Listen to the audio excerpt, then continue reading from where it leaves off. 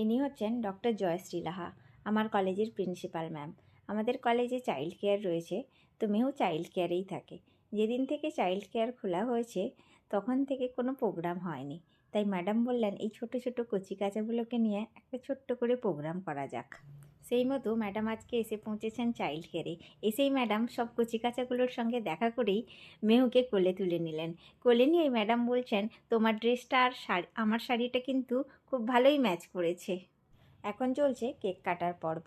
Cake কাটার সময় ছোট্ট ছোট হাতগুলোও কিন্তু ম্যাডামের সঙ্গে হাত মিলিয়েছে। এই চাইল্ড কেয়ারে থাকে 3 জন, মেহু, আয়রা আর জিয়া।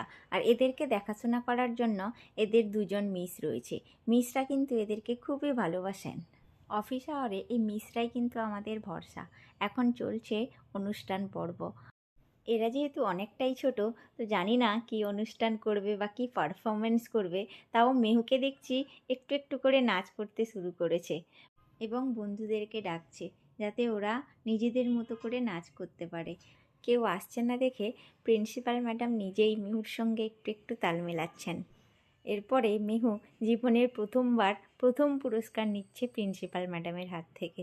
পুরস্কারটি নেওয়ার পরেই দারুণ খুশি মনে আমার কাছে ছুটে এসেছে।